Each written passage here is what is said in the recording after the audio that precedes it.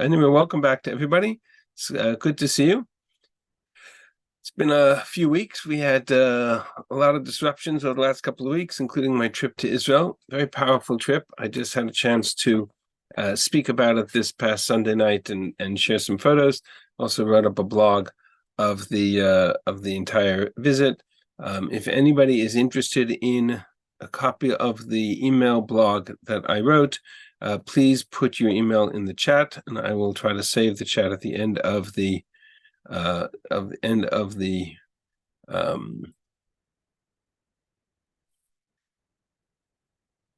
class today, and I will be happy to send that out. So if you'd like a copy, please feel free to reach out to me. In fact, I will put my email in the chat. I believe you all should have it, but just in case, any questions, feel free to send me an email as well if you don't hear from me. Okay, let's jump right in.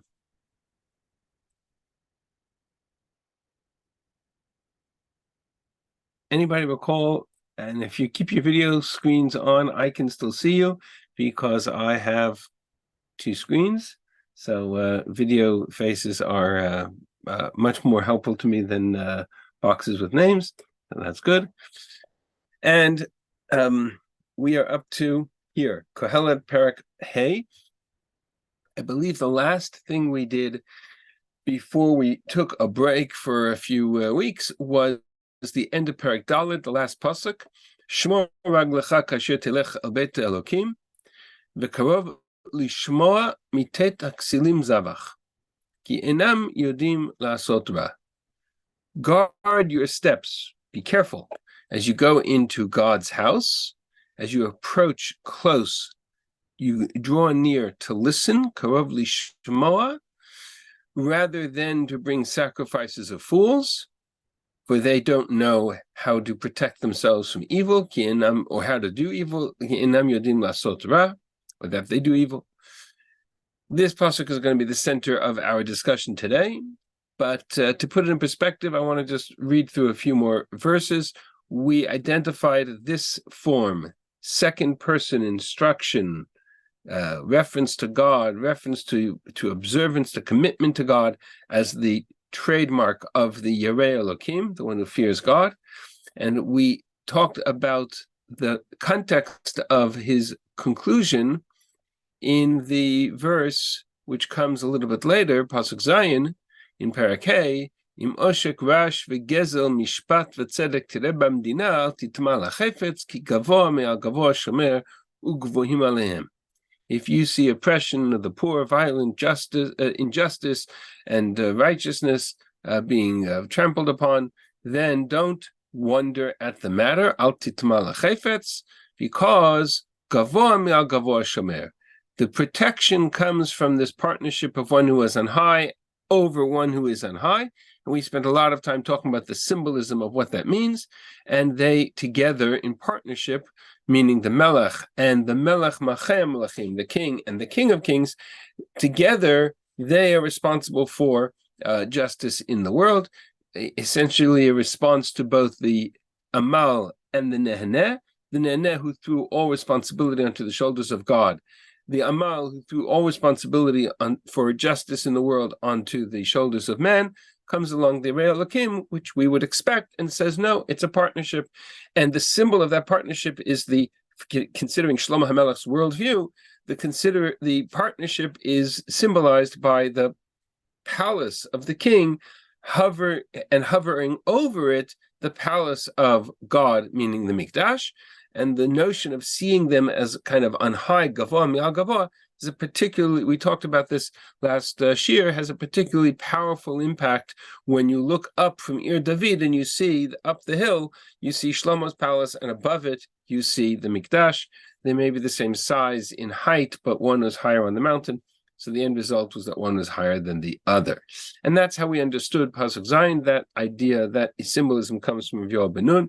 I think it makes a lot of sense. And it kind of puts together the beginning of this speech with the end. In the beginning, he talks about going into the temple. Be careful, you're going into the temple. End of it's 2 chapters, so I apologize. At the end of chapter 4, guard yourself as you go into God's house. Shmor raglacha kasher telecha beta Elokim. What is the significance of beta Elokim? It says Kohelet towards the end of his speech that this is gavor me'al gavor. This is the domain of the king and the king of kings who work together to bring justice in the world. That's the framework of this passage. We have yet to kind of navigate through all the details of what it means. And so that's our task now this week and next week, to work through Kohelet's message, particularly of the Yirei Elokim. He is the main character, if you will, of Kohelet, certainly the most important for our purposes. And we need to unpack exactly what he is suggesting. So to do this, we're going to break it down again into pieces, but I want to get a sense of the whole message, and then we'll come back to the previous verse. So we started with chapter 4, verse 17. Guard yourself as you go to the house of God. Draw near to listen, which is better than giving sacrifices of fools. That's the verse I want to spend some time talking about today. We'll come back to it. Karov lishma mitet aksilim zavach. And then he goes on and says, Al tevehel al picha. Still in second person, still talking to the reader, to the listener. Al tevehel al picha. Don't be rash with your mouth. V'libcha al yemeher lotzi devar lifnei Elokim. Don't let your heart be hasty to speak before God. Ki Elokim b'shamayim v'ata la'aretz. Al ken yu dvarecha ma'atim. God is in heaven and you are on earth. So let your words be few. Kiva chalam b'rov inyan, as a dream comes with a multitude of ideas and cares, kol ksil b'rov dvarim, so too the speech of the fool has a multitude of words. A fool speaks too much. Just hence the expression siman lechachma shtika, the sign of wisdom is silence.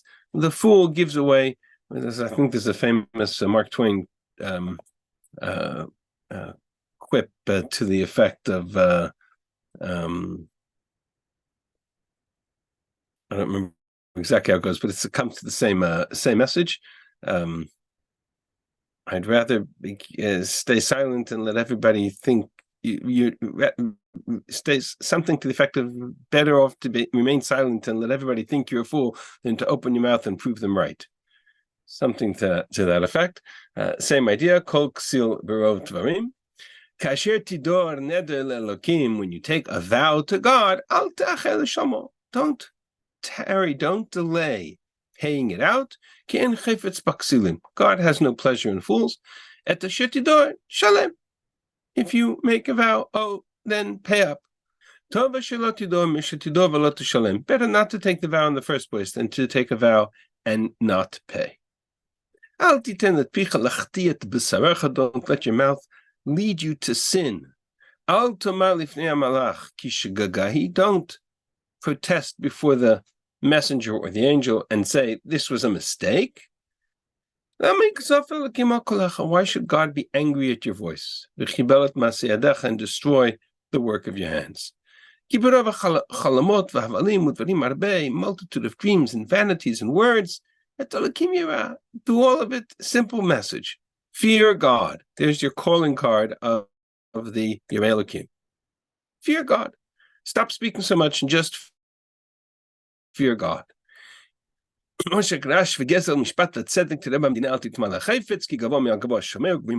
verse we talked about last year. And then he has a series of verses from Pasuk Chet to Pasuk Yud Aleph, which sound like a different voice speaking. I'm going to leave that for another conversation a couple of weeks from now. That needs to be unpacked. Exactly who's speaking in this description is complicated, so let's leave this at Pasuk Zayin. So what is he talking about? He's certainly talking about speaking and about speaking too much and about taking oaths and paying for and paying up the commitment that is invested in that oath. He's throwing a lot of themes on the table. They all connect on a certain level, but to understand that, we need to take them apart one by one. So that's our goal for today. And I'm going to start with the first verse of the Yireh Elokim's speech, namely, wrong direction. Parak Daled Pasuk Yud Zayin, which is the opening of the speech. Shmor raglecha kasher telech al beit Elokim. Guard yourself, your steps. Be careful as you enter into the house of God. Karov lishmoa mite taksilim zavach. Better to listen than to bring sacrifices of fools. Ki enam yodim lasot ra, for they don't know that they are only making things worse, that they do evil. So the phrase here, "V'karov lishmoa mite taksilim zavach," is a phrase we are intimately familiar with. We've seen this in Tanakh many times. Yes, sounds like Yeshayahu. Yirmiyahu, I'll show it in Shmuel. It's one of the most powerful phrases in Tanakh, and I want to. My goal for today is to unpack its significance. What does this phrase mean? The first formulation of it in this format, I think, I could be wrong, but I believe, is in Sefer Shmuel. Shmuel, the Navi, who confronts Shaul, and in Shmuel Aleph Perek Tedvav, the source page, which I posted in the chat, has some of these sources from Tanakh. Most of the sources in Tanakh I'm going to show you on the Ala Torah website, so I have not put them here. But you have this one reference here in Shmuel Aleph Perek Tedvav, where he says, "Hinei shema mizevach tov." Listening is more important than bringing sacrifices. Tov meaning here is more important. Lakshiv michelev elim. Obedience is more important than the fat of rams. The context of this verse is important for us. By the way, there's another reference to the word chayfetz, which is also in Kohelet. Does God desire? Does God desire sacrifices and offerings? As much as he desires obedience, to listen to God's voice. So that same phrase we see in Kohelet, v'karov lishmoa, you approach to listen rather than to bring sacrifices of fools, that's reflected in the same formulation, the same language as Shmuel Aleph Perek Tedvav. The context of that verse is in itself interesting. This is the story of Shaul's battle against Amalek. And Shaul's battle against Amalek, the Navi Shmuel came to him in advance and told him that what his mission was. What his failure was is a sheer into itself, which we're not going to do today. Unpacking and understanding what Shaul's mistake was, and it was a very complex piece. We have a tendency to think that it was just Agag. It's probably much bigger than just Agag. Nonetheless, Shmuel comes to him, not 100% sure what exactly he did wrong. He knows that he did something wrong, so that's part of the dynamic of the text. And Shmuel gets very angry at him, and he says to him, I'll tell you what God has said. Shmuel, halo im katona. The first element is humility. You have to recognize that even if you think you are small, you are the leader of the tribes of Israel. But you are the leader of the tribes of Israel because God put you into that position. And God sent you on a mission. And he sent you to destroy Amalek. Why didn't you obey? And of course, Shaul's answer is that he listened to the people and he brought all of these spoils from Amalek to bring sacrifices to God. That's exactly how he got into this moment. Shaul's response says, I listened to God's voice. I did exactly what he sent me to do. I brought Agag, king of Amalek, and I destroyed the rest of the people, or the army, which is part of the complexity. The people took the spoils, and they took sheep and cattle and the best of the destroyed things of Amalek, for the purpose of to bring them as sacrifices to the Mishkan, which was in Gilgal. So I destroyed Amalek. I did my part, and the people brought the sacrifices to do their part. Now, the sacrifices by themselves aren't necessarily the issue. We'll see as it gets further into the story, the issue is much more complex. But Shmuel's initial response is in response to Shaul's concept of the sacrifices.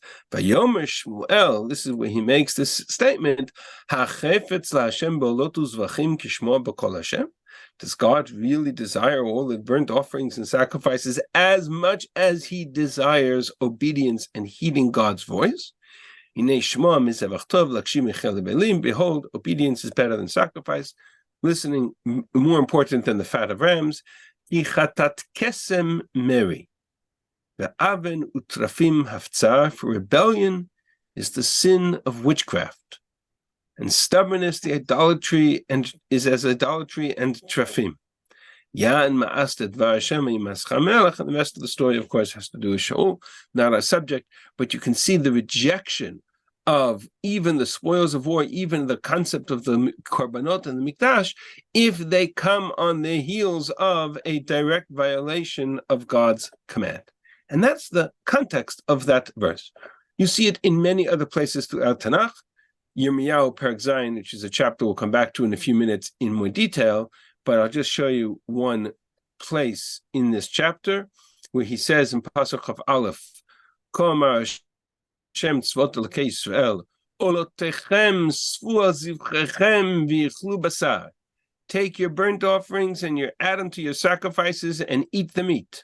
Meaning, I don't want it. You can have it. This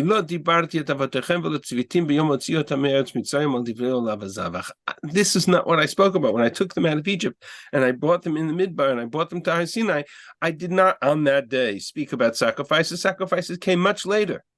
On that day, what did I speak to them about on Har Sinai?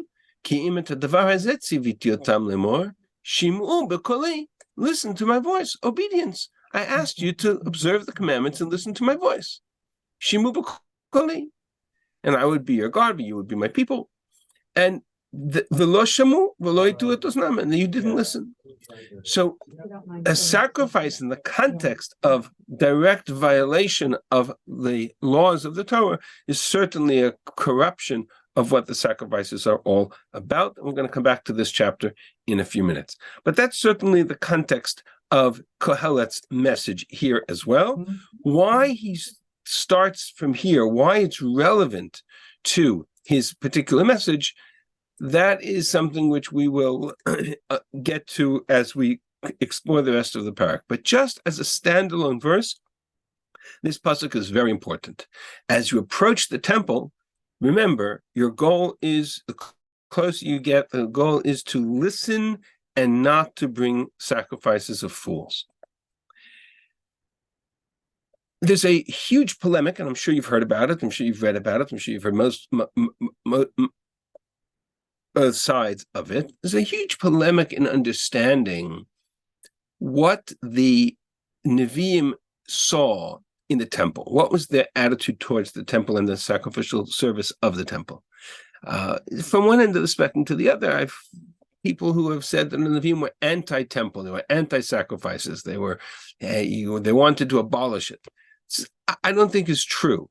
I don't think the Nevi'im, and we'll see that chapter in the Yirmiyahu in a minute, were anti-sacrifices. What they were anti was a corruption or a perversion of the role that the sacrificial service played in the temple. Before we get into the symbolism of that message, I just want to understand the message itself. The concept of the temple was, yes, it had sacrifices, yes, it had a mizbeach, it had an altar, and yes, part of the avoda of the temple was to bring sacrifices. But like so many other things in Jewish life, we tend to turn upside down the priorities of what's important and what's secondary. I'll give you a simple question. Here, I'm going to show you a picture of an artistic picture of what the Mishkan in the desert looked like. Okay? This is just an artistic rendering from Machane Mikdash. I want to make an observation from this picture. Okay, here's a classic example. This is the camp of Israel depicted in the artistic rendition. Here's the Mishkan. You've all seen pictures similar to this schematic of the Mishkan in the desert. We can identify all the different pieces of this structure. The outside curtain represents what the Torah calls the chatzer, right, the courtyard. The inside structure is what the Torah calls the Mishkan, or the Ohel, the tabernacle, or the tent. Inside here, this structure is divided into two.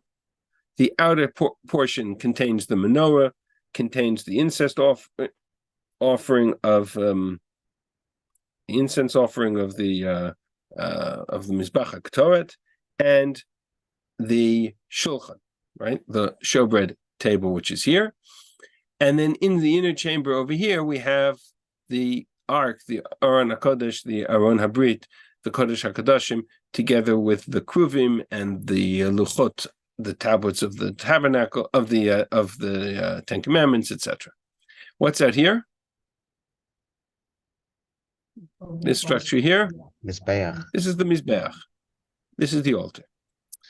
So everything in the Torah related to sacrifices, which is half of Sefer Vayikra, everything related to sacrifices and everything related to what the Nevi'im are describing takes place here.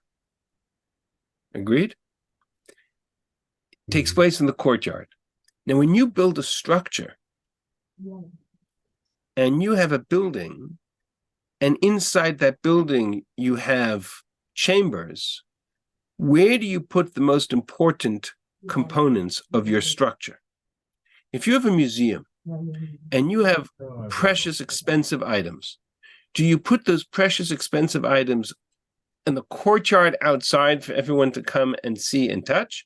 Or do you put them in the innermost protected chamber of the museum, under glass, under protection, under security, so that nobody can steal them?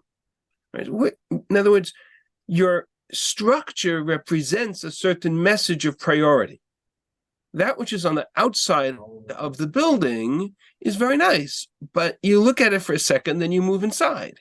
And as you move inside, the closer you get, the more you enter into the inner sanctum of any structure, a museum, a palace, whatever it is, right, the more the central role takes, the more importance you place on what's inside. If you have a palace, right, do you put the king on the throne in the courtyard, or do you put the king on the throne in the innermost protected room of the palace? Right? It's a rhetorical question. But with, So the but with, notion, but with respect to the public had more interest or more use for the Mizbeach. that's exactly the problem, right? The lesser significance, which is on the altar, has more access, because Ma'alim Bakodesh, right? The Kedusha goes up as you go into this inner sanctum of the Mishkan. So that which is outside is less Kedusha, that which is outside has less significance, but it is also more accessible. So it's very easy. There's a little bit of background noise. I'm just going to mute for a minute. It's very easy to pervert the priorities precisely, Julian, because of what you're suggesting, which is that there's more access to the outer courtyard. But that doesn't change the priority. The priority is to recognize that the importance is what's inside. And so the closer you get, the closer you recognize the priority of what's really at the center of the Mishkan.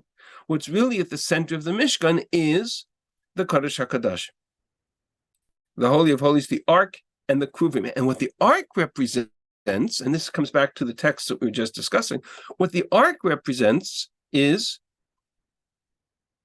the law, the communication, the tablets, the laws of the Torah that God has communicated with us at Sinai.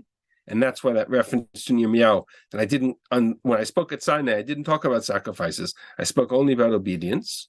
Okay, the Luchos don't say anything about sacrifices in the Ten Commandments. That's why they're there in the inner sanctum.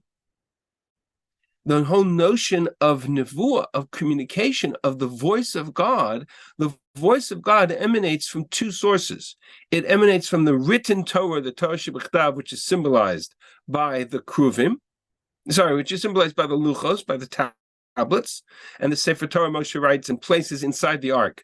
The inside the ark is the law, the written Torah, the writ of the Torah itself. And upon the top of the kruvim of the Aron sits the two kruvim, which symbolize what? Right? Remember all of our analogy to Gan Eden, right? The kruvim of Gan Eden and the mikdash as a symbol of Gan Eden. The top of the kruvim that sit upon the top of the ark represent the vehicle of ongoing communication between God and Israel. And that's precisely, we find that in a very powerful place. We find that in the pasuk in the end of Bamidbar, when the Torah describes how Moshe entered into the Ohel Moed, V'vo Moshe el Ohel Moed. Remember, the tent is the structure, the part that's covered, not the outer part with the courtyard, with the Mizbeach. When Moshe entered into the Ohel Moed to speak for God to speak with him, Vayishma et hakol midaber elav me'al hakaporet asher al aron ha'edut miben shnei hakruvim. He heard the voice of God emanating from the kaporet, from between the two kruvim. The kruvim served as a conduit for the voice of God, just as in Gan Eden, which is its parallel. We have the verse Vayishmu et kol Hashem Elokim mitalech bagan. Adam and Chava heard the voice of God in the garden. The garden was the first time God commanded a law that we had to obey. Vayishmu et kol Hashem Elokim. We heard God's voice. That was the command regarding the Eitzadat. They disobeyed it. They were expelled. They were removed from Gan Eden.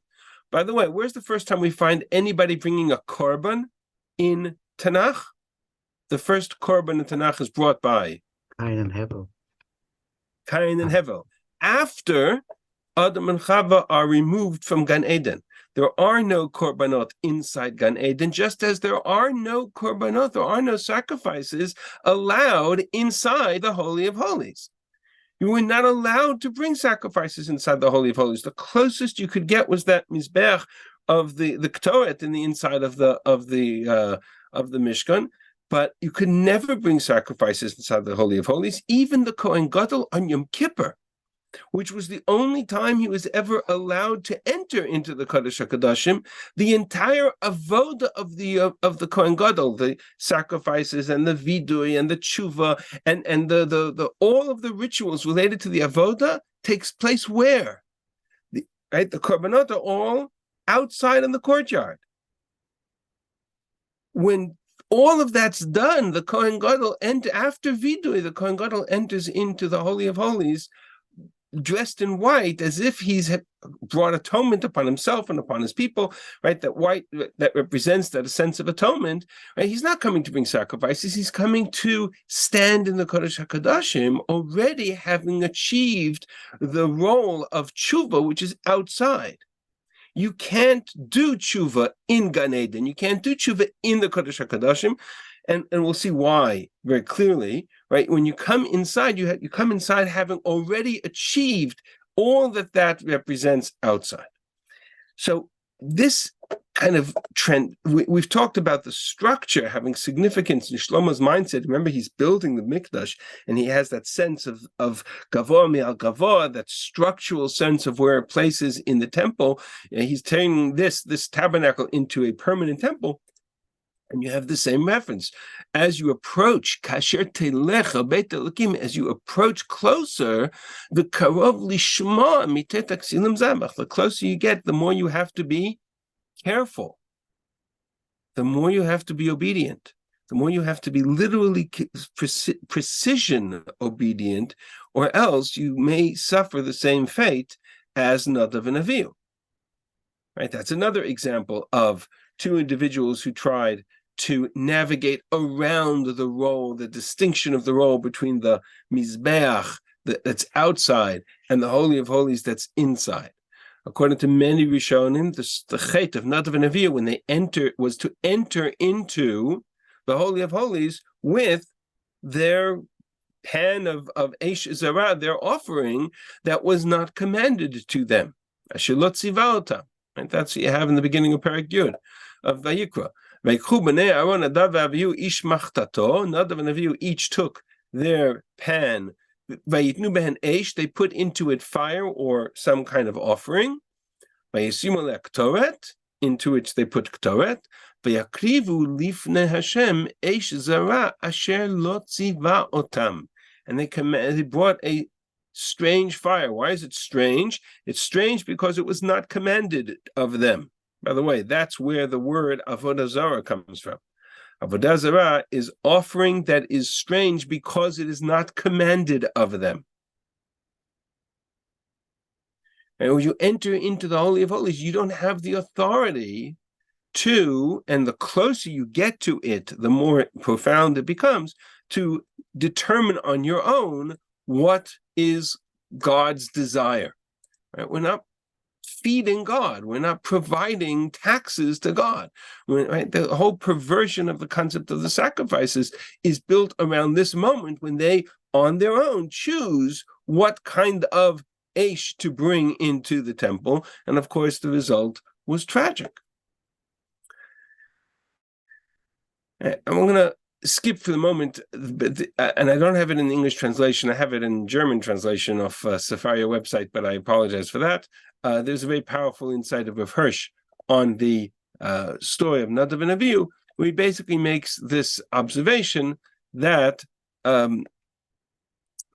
כל אלה מכריזים באופן חד משמעי שערך המקדש וקורבנותיו תלוי במידה שבה אנו ממלאים את חובתנו להשם.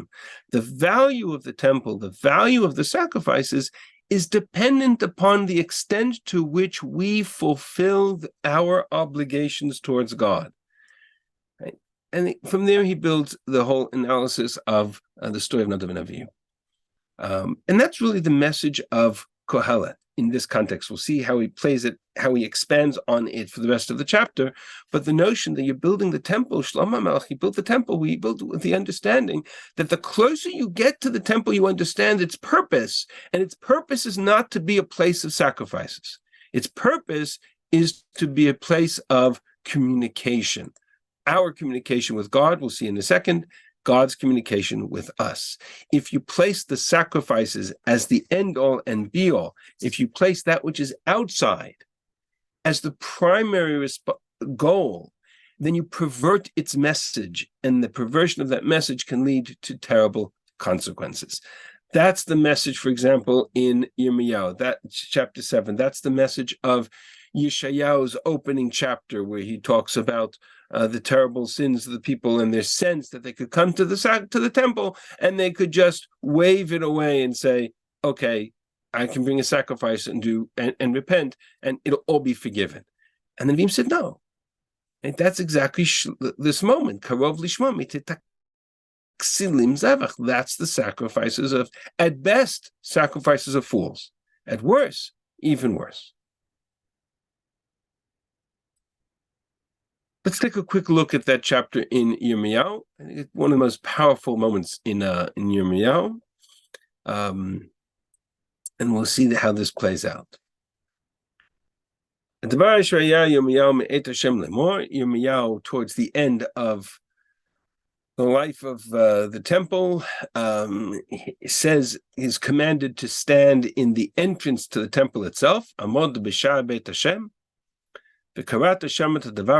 and given these words to say. Say the following. Listen, all of you who come to this temple to bow to God.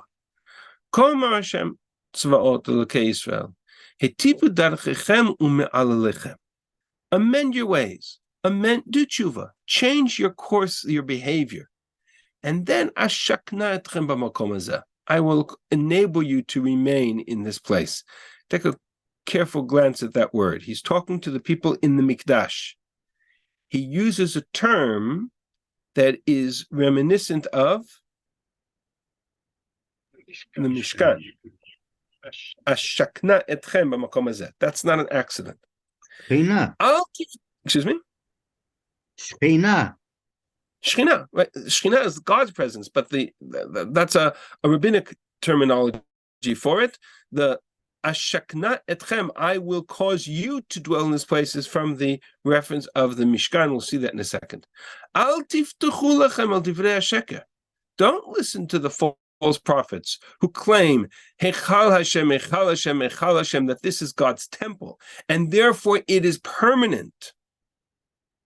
Okay, that's the whole point. Don't listen to the false prophets who say this building cannot be destroyed, it's permanent. Rather, if you will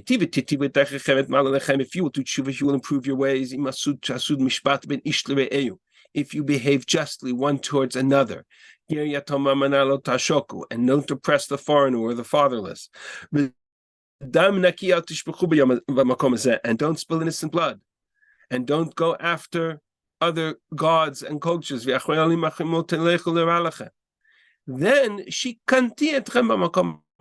I will enable you to dwell in this place. And then he comes to the core of his message. You rely on lying false words. Haganov, Ratzoach, Vinaof, will you steal? Will you commit murder? Will you commit adultery? Vishavel Sheker, will you swear falsely? V'katel Baal, and bring incense to Baal. And walk upon the way of other gods. And then come and stand here in this house that my name is upon. And you'll say, we are delivered, we are saved. Why? Because we have sacrifices. Does this house become a den of robbers? And here comes the clincher. You want to know what can happen if you pervert sacrifices in this place? If you think you can do any kind of chait, bring sacrifices near a toad and everything is good.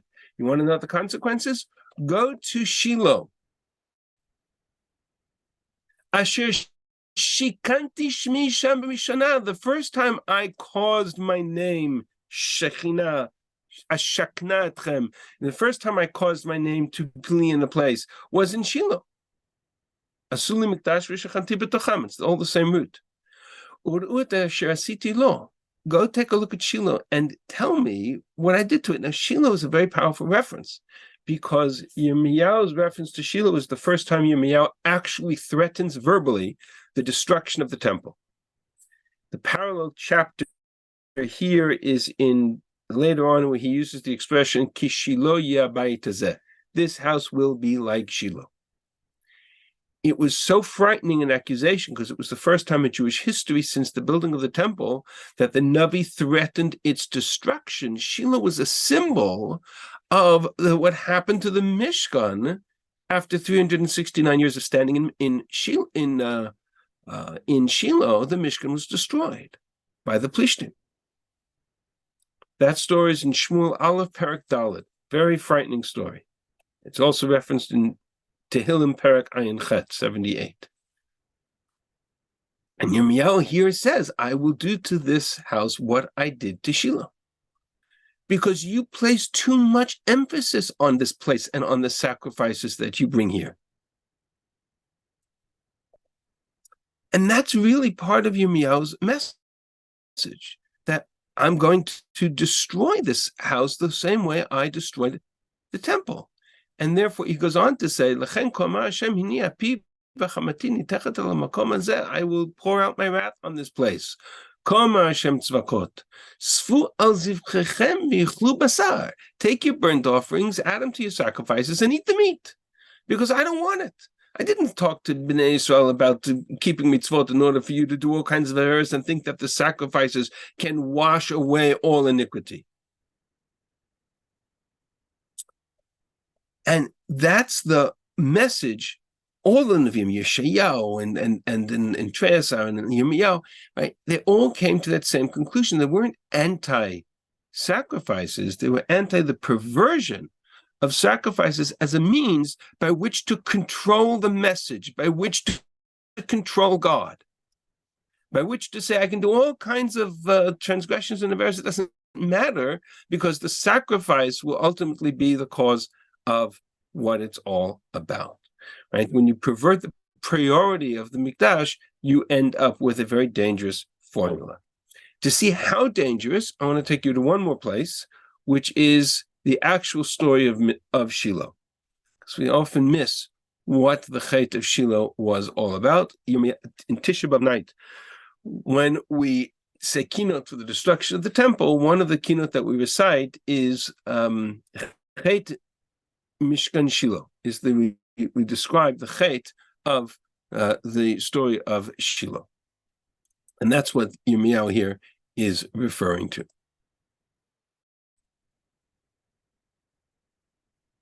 Let's close that. We don't need it. We don't need that. We don't need that. Let's go to Shmuel Aleph Perek Bet. And again, I am, these are not on the source pages just because the chapters in Tanakh text I've just assumed you can get to from this website, and we'll work off here.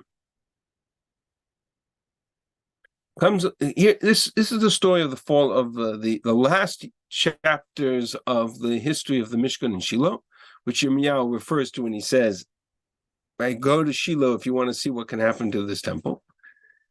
And the story starts with the sons of the Kohen Gadol. Kohen Gadol at the time is the name of Eli. I'm going to skip the story of Hannah. That's not our issue for now.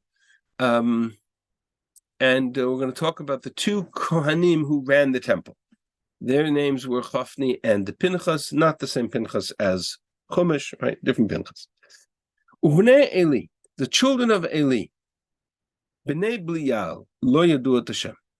They were evil, worthless men, did not know God, morality a reference.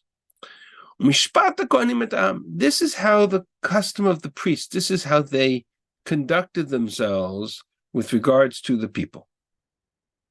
So if we want to get an insight into, and we'll see, this is the story that eventually leads to the destruction of the temple, of the Mishkan. Here it is, spelled out. Mishpat Kohanim et Am. This was the custom of the priests of the people. Kol ish zoveach zevach. If a person brought a sacrifice to the temple, uva nar hakohen kivashal basar, then the priest's servant would come when the meat was boiling, with a fork with 3 big teeth, pitchfork, in his hand. And he would strike it, he would stick it into the pan or the kettle or the cauldron or the pot. Whatever the fork brought up, that's what the priest would take with that fork, and that's their portion. That's how they treated the Israelites who came to Shiloh. Even before the fat, the prohibited fat was burnt, the priest would come and they would say, the priest's servant would come and say, give us the portion of the meat for the Kohen. We don't want to wait for it to be boiled, we want it raw. And even if the Baal, the person who brought the korban, would say, first burn the fat, then you can take as much as you want. No, you'll give it to me now. And if not, I take it by force. The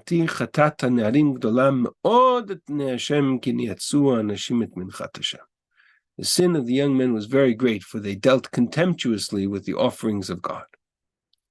Now understand that they dealt contemptuously not just with the offerings of God, but with the offerings of the people, right? The people were coming to bring the korban. Their perversion was a crime against the korban, but it was also a crime against the innocent people who came to bring their korban. And here they were being mistreated by the Kohanim.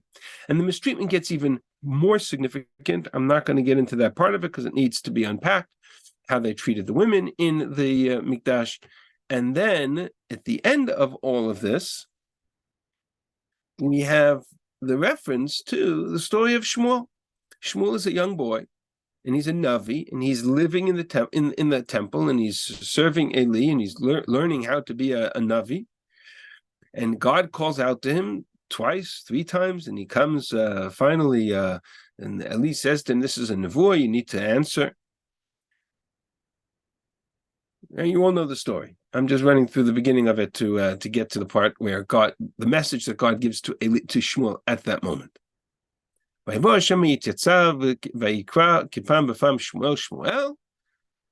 calls to him again, the same kind of call, Shmuel.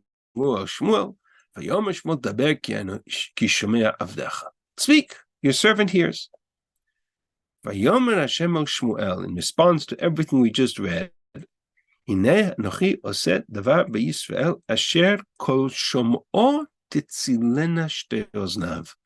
something is coming. I am going to do something in Israel that anybody who hears about it, his ears shall ring, his ears shall tingle, his ears shall ring. What does that mean? That phrase, by the way, appears twice in all of Tanakh. Once here, and the only other place that same phrase appears is in Sefer Melachim. I'm going to jump to it now. In the reference, in reference to the coming destruction of Yerushalayim. I'm going to bring an evil upon Yerushalayim and Yehuda.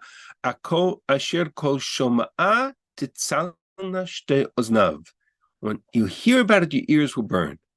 I will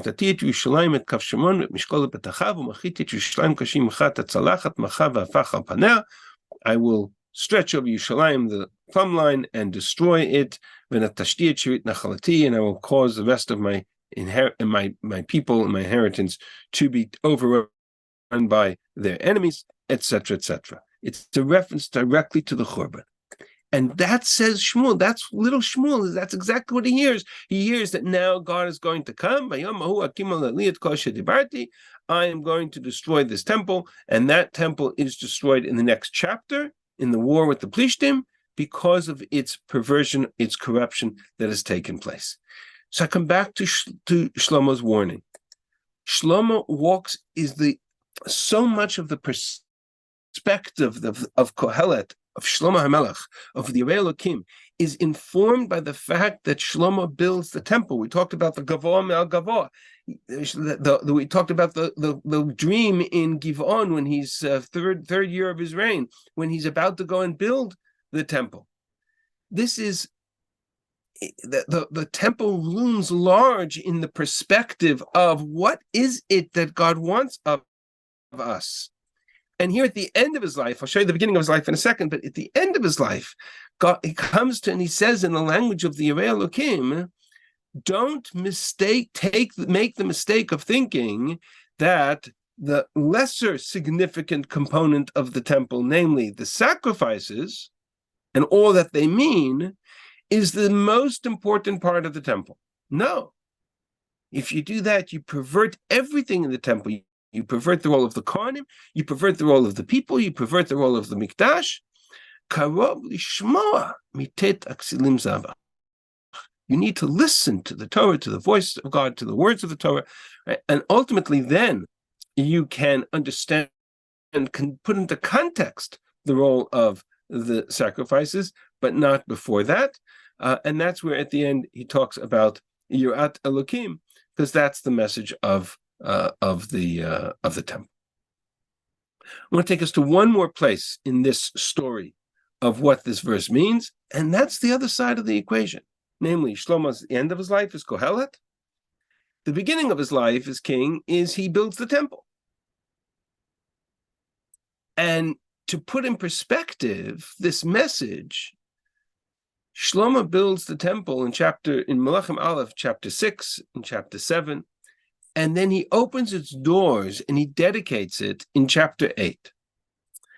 And I don't know if I've had an opportunity to talk about this chapter yet, but the significance of Shlomo's prayer of dedication when he opens the temple is very powerful, because It's one of the longest chapters in Sefer Malachim. It's 66 verses long, one chapter, and it's more or less, it's one long speech,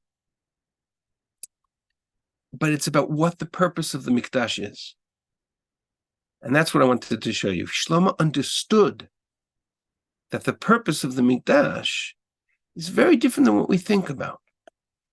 Again, come back to this moment, this picture.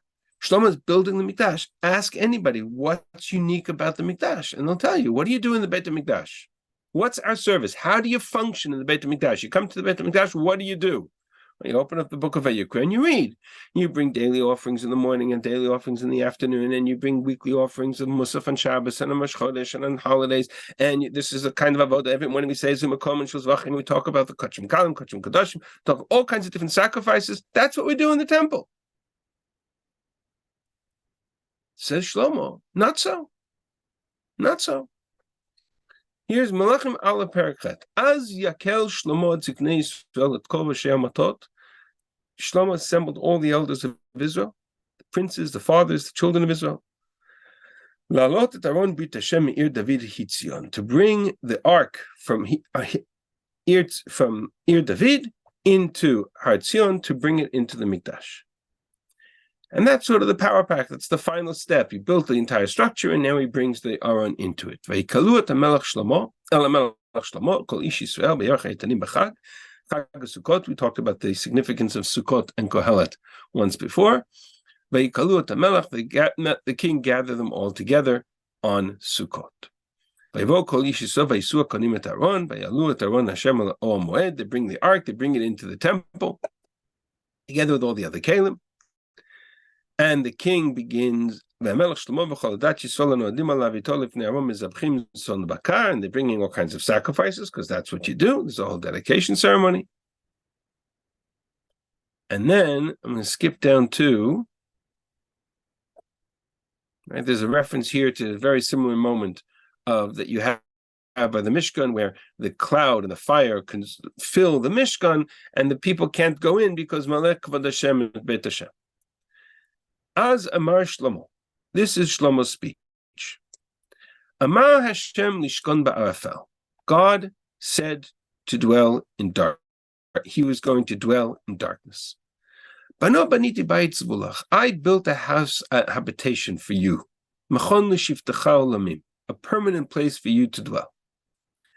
Yasav HaMelech et panav vayvarech et kol kal Yisrael, and he blessed the entire congregation. Vayomer, he said, blessed is God of Israel. From the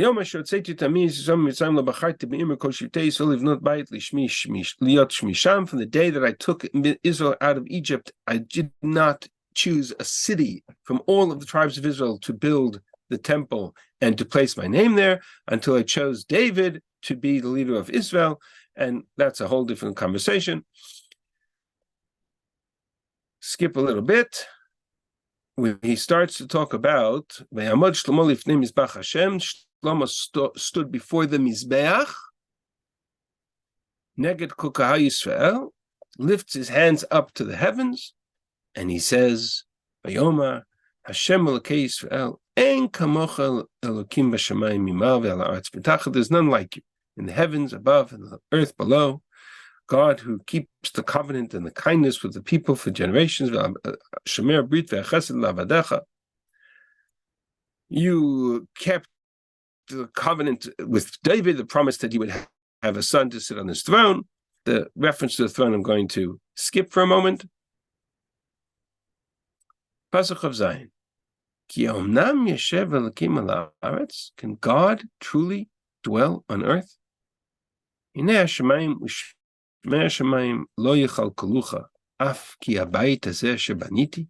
heavens can't contain you. How much less can a house that I have built contain you? One of the most famous theological questions of the temple. Ufanita el tfilat avdecha ve'el tchinato Hashem Elokai. You've heard the prayer of your servant and his supplication. You turned to your servant's prayer. Lishmoa el arina ve'el tfilah, to listen to the song and to the prayer which your servant prays this day. Liot einecha petuchot al habayit hazeh laila v'yom. Your eyes to be open towards this house night and day, to the place which which you have said will contain my name. For what purpose? Lishmoa el tefillah, to hear their prayers, which your servants will pray towards this place. And you, v'shamata el tchinat avdecha ve'amcha Yisrael asher yitpalalu al hamakom hazeh, you will listen to the supplication, to the prayers of your servants who will pray towards this place. V'ata tishma el makom shivtecha al hashamayim, and you, is dwelling in heaven, in the heavens, you will hear their prayers. V'shamata v'salachta. When will people pray? Says Shlomo. They'll pray in all kinds of circumstances. For example, if a man sins against his neighbor, and an oath is exacted of him to swear, and he comes before this mizbeach to take the oath, you will hear in the heavens, and you will judge, and you will punish the wicked. Or Pasuk Lamed Gimel, if your people are smitten by an enemy, they will return to you, they will repent, they will acknowledge your name. They will pray and beseech you in this place. And you in your heavens will hear and will forgive and will return. Or if the heavens will be shut up, and if there won't be rain, the people will pray towards this place, and they will acknowledge your name, and they will repent from their sins. And you in the heavens will forgive, will hear their prayers and forgive. You will hear, or if there be a famine in the land, or if there be a pestilence in the land, or blight, or mildew, or locust, or grasshopper, any kind of calamity, call tefillah, any prayer, call tchina, any supplication, which your people will make towards this place. Every person pouring out their heart, you will hear those prayers in the heavens. Even a stranger, not from your people, will come from a faraway land, and he will come to this place to offer prayer. He will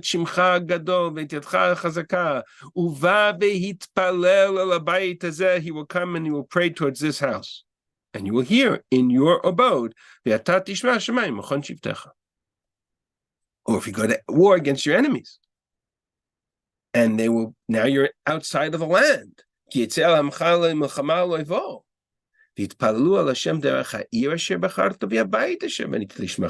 They'll turn towards the city, and they'll turn towards the bayit. And even if they're not in the temple, they're outside of the temple. They'll pray towards the temple, and you will hear their prayer and their supplication, and you will render judgment. And they will return to this place. They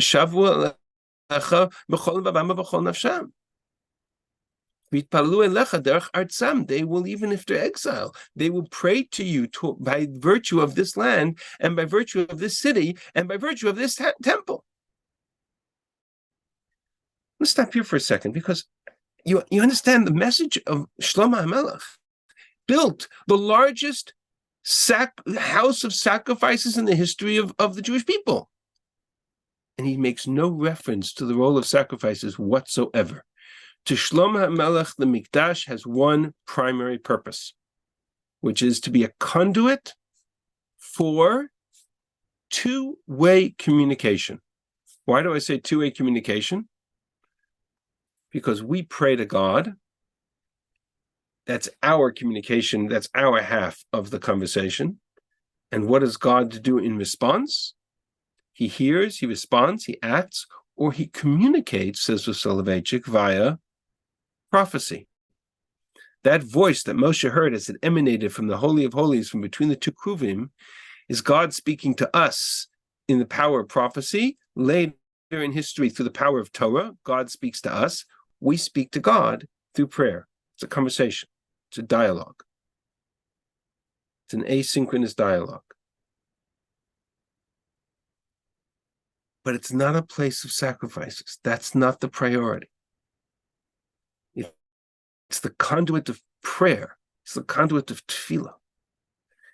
And so when Shlomo HaMelech builds the temple, and he understands that the temple is not about the sacrifices, it's about prayer as its primary, because that's what's in the Kodesh HaKadoshim. What's in the Kodesh HaKadoshim is the conduit of Nevuah, is the message, is the Kruvim, and we face that when we pray. And God responds to us through Torah and through Nevuah. There's a conversation going on. That's the most important part of the temple, says Shlomo in Kohelet. And I'll come back to, whoops, forgot to press the share button. A second. Says Shlomo in Kohelet, in chapter 4, the beginning of the speech, Shemor raglecha kasher telech al bet Elokim. As you enter into the temple, be very careful. Karov lishmoa mitet aksilim zavach. Our goal is to listen or offer prayer. Our goal is not to bring the sacrifices of fools. And that's the context by which he sets up the role of the temple. Now, how that fits into the rest of the parak, we'll explore next week. But at the outset, it's so important to recognize that even Shlomo, who built the temple, understood that the sacrifices, the mikdash, the mizbeach, is the outside. It's secondary. It has a role, just like every other halacha has a role. But its primary goal was to be a conduit of prayer, even while the sacrifices are still going on. Today we don't have sacrifices, we have prayer. Right? That's the primary goal of the mikdash. That's where we face Yerushalayim. That's where we face the temple or the place of the temple when we pray, because that's what Shlomo Melech understood. That's how he set it up. I'll share with you one more observation, and then we will conclude, and that is that if you ever go to the Kotel, to be very careful, because we tend to face the wall when we pray. But the wall is a retaining wall of a mountain. It's not the wall of the temple. What Shlomo Melech makes reference to is to praying towards this place. So I've always said, if you're standing at the Kotel, if you're not turning 45 degrees to your left on an angle towards the wall, you're praying to the wrong wall. And one has to be very careful. Our concept of the Mikdash is it's a conduit of prayer. All of Israel facing one location unites all their prayers together in our voice to God and God's voice to us through Torah, through the Nevuah at one point in history, and ultimately today through Torah itself. That's the message of Kohelet. That's what the Mikdash represents to Shlomo. Karov lishma mitet aksilim zavach.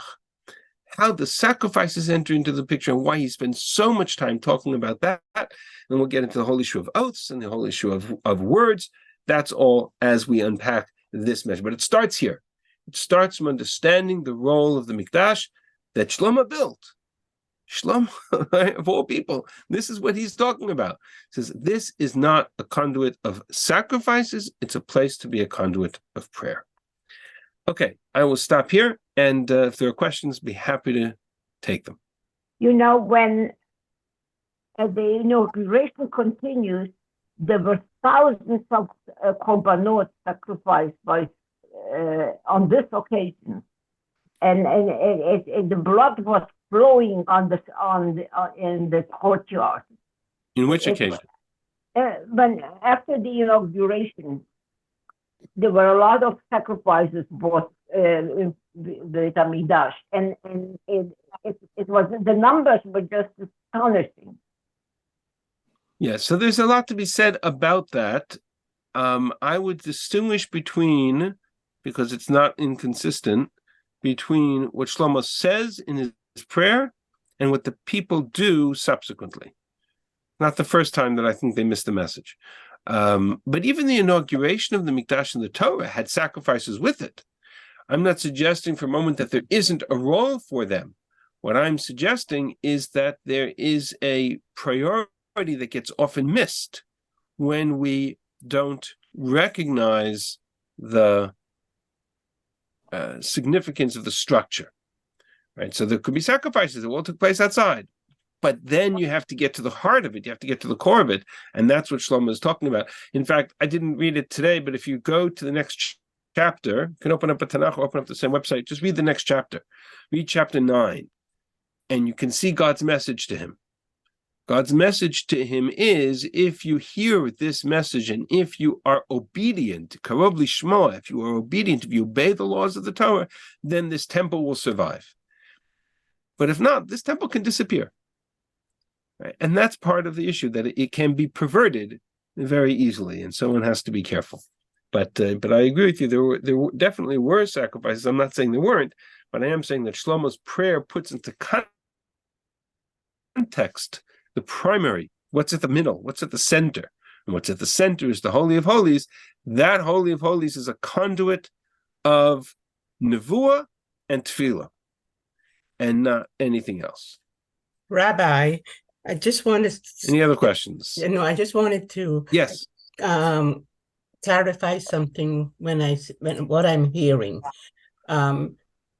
is that the sacrifice became like a magic, and that they think that the sacrifice is the thing that is going to help them, and they went on with the life of not helping the poor and anything, because they thought if they go and do the sacrifice, everything is going to be fine. That is certainly what happened over the course of history, correct. That's exactly what the prophets from the early prophets on till the end of the First Temple period, that's exactly what they were complaining about most. The perversion or the sentiment that the sacrifices had some kind of magical role to them. I'll give you another example, which I didn't include in today's presentation, but you can look it up yourself. The story of Bilam. Right? The conversation God has with Bilam is exactly the same conversation. God says to him, I'm in control. I'm going to tell you what to say. Bilam gets there, and the first thing he does is he builds 7 altars and 7 sacrifices so that he can bypass the will of God. Right? I think God is in his control instead of him being in God's control. And he does this time and again. Builds altars, builds sacrifices, because he thinks he can control God.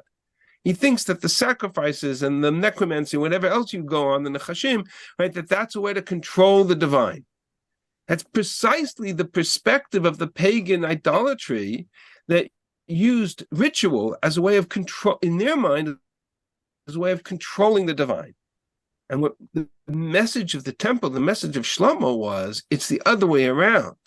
You walk into the temple, you are not in control. God is in control. You have to submit yourself to God's authority. That's what the Avod, the Yom Kippur is all about. That's what Gan Eden was all about.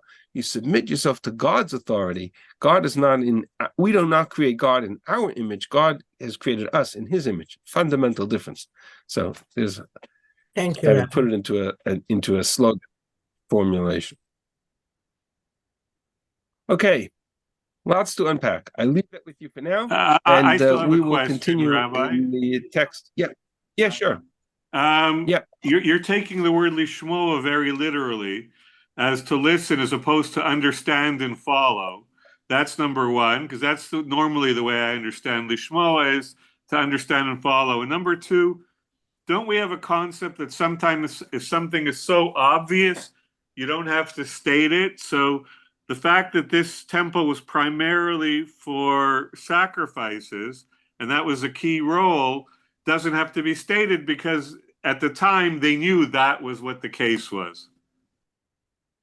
So I missed that second point, but let me come back to your first point. No, Lishma here I think does mean to obey, to listen and to obey. Shema Yisrael is both, to listen and to obey.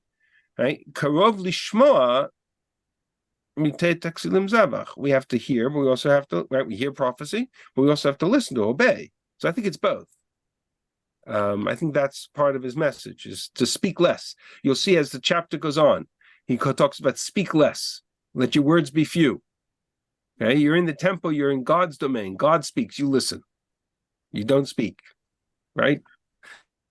That's part of the continuation of the message. What was just Second point about That the he obvious- didn't have to talk. Shlomo didn't have to talk a lot about sacrifices in his inauguration because that was clearly understood that was the primary purpose of it. When something, we have this concept when we study Tanakh that lots of times we don't have to state something because it's understood that was the meaning and the reason for it. The other question now that I'm going through your talk in my head isn't there a problem with asynchronistic messaging that you don't know what the answer is to the question or the bakasha? There's a lot of communication problems with that. And you also didn't talk about the Urim and Tumim as being a form of communication. Urim and Tumim is a form of nevuah communication, correct? But that's separate from the role of sacrifices. I'm not sure that I agree with you that Shlomo doesn't talk about sacrifices because the sacrifices were obviously the most important and he was adding a secondary layer. I think it was the other way around. The sacrifices are there for all to see, but they're outside. They're outside the temple. They're not in the structure. Shlomo starts his speech by talking about the structure. How do you have a bait? How do you have a house that contains God's presence? There's no korban. There are no sacrifices inside that house. He opens with a question. I contain God's presence in a house? How can that be? Well, the korbanot are not inside the house. The korbanot are outside. What's inside is voice of God and the voice of prayer.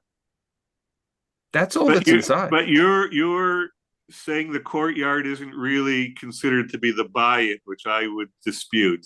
That only the covered structure is the bayit and not the courtyard where the mishkan is.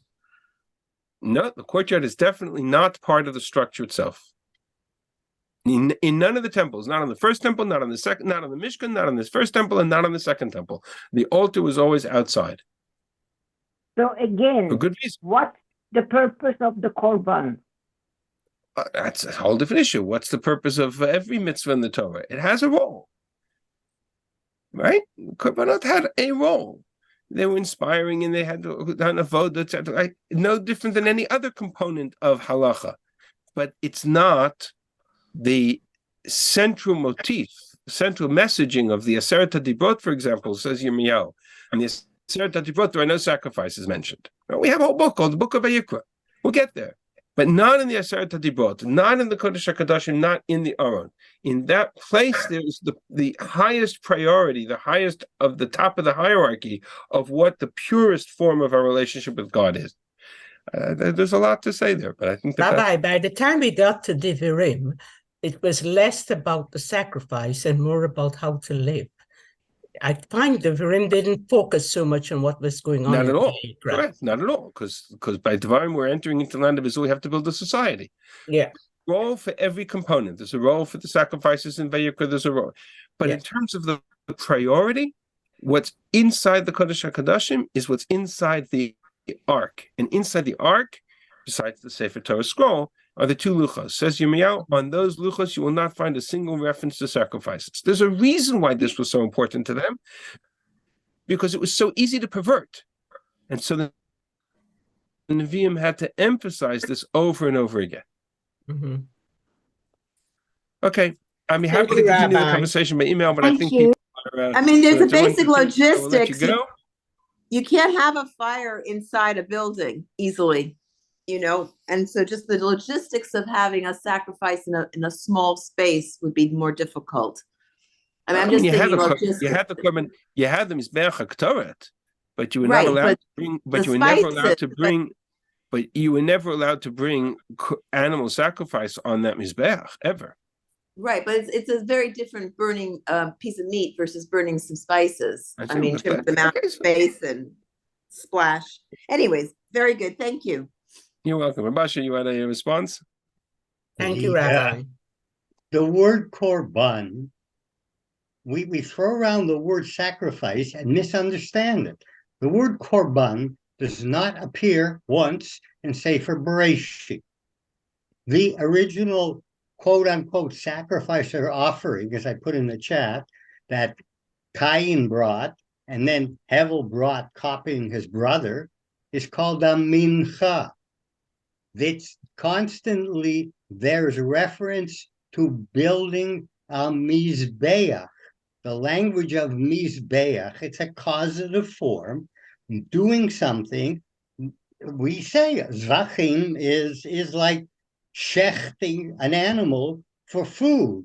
It's very questionable whether the concept of korban in the Beit HaMikdash is the same for a lot of the korbanot and as it was before that. In other words, the terminology gets very, very confusing. Somebody said, yeah, but didn't they bring all of these massed amounts? It states when Shlomo inaugurates the temple, and even after Har Sinai, they brought tons of animals. As Rabbi Liebtag likes to say, what were they doing? They were making a big kiddush. They all sat down and ate.